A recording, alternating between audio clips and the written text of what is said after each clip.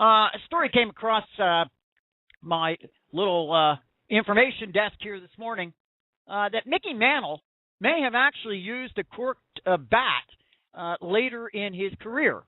Now, it's interesting because we, and I was kind of joking about it yesterday on our Friday version of Fan Junkies Radio, which had myself and Jonathan Regis on, and of course we had Jim Williams on as a special guest chatting with us. And it seems that two of the biggest topics we always come up with here on Fan Junkies Radio on Monday, Wednesday, Friday, two of the biggest topics always seem to come back to PED usage in sports in general, but my gosh, for some reason or another, it always seems to dominate Major League Baseball.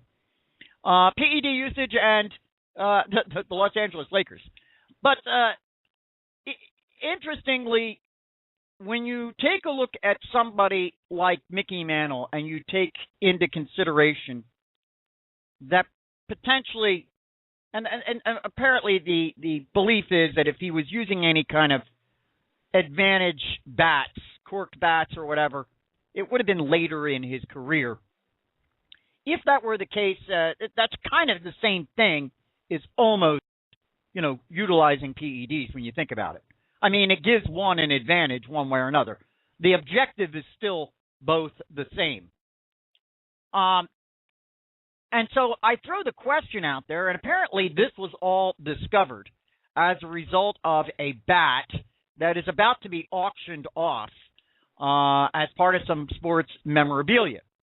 And in the process of authenticating the bat, of course, apparently it was X-rayed. And there was a lot of investigation into the bat to determine that it was, in fact, authentic.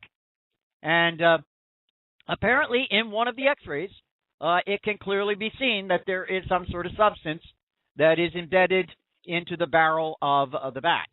And the suspicion is, of course, that it might be some cork. Apparently, too, there have been reports over the years that there was an equipment manager, Minnesota Twins equipment manager Ray Crump, admitted that he had corked some bats for Mantle, particularly later in his career. And so I throw this out there to you. What if we were to determine that, in fact, a legend like Mickey Mantle had perhaps, for quite a few seasons, particularly nearing the end of his career, what if we were to determine that a lot of that was with an advantage? Would that change our opinion about Mickey Mantle? Would that change any of our thinking with regard to records, to Hall of Fame status?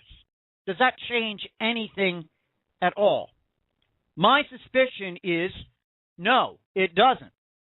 My suspicion is that people, in fact, I frankly don't think that this is going to get more than perhaps maybe 30 seconds of airtime someplace.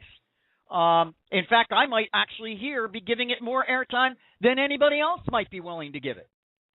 And it's interesting to me how, if my suspicion is correct, then in fact, then I'm wondering, do we have a double standard? As we sit in judgment of Barry Bonds, and God knows I'm just as guilty of that as anybody else, and other PED users, Mark McGwire, Rafael Palmeiro, you name it, Sammy Sosa, keep going, and players that are currently playing right now, as we saw a situation just recently where we couldn't come to any consensus whatsoever on even a single individual to put into this year's class for the Baseball Hall of Fame. Does that make us a little bit insincere and a bit contradictory in our judgment? If, in fact, we completely dismiss the fact that perhaps maybe some of Mickey Mantle's legendary career-ending statistics, records, were in some way or another perhaps maybe exaggerated as a result of an advantage that he had.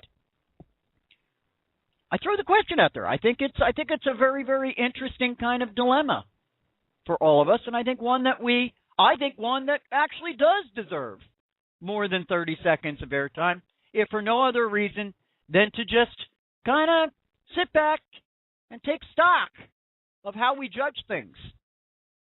Things that make you go, yeah,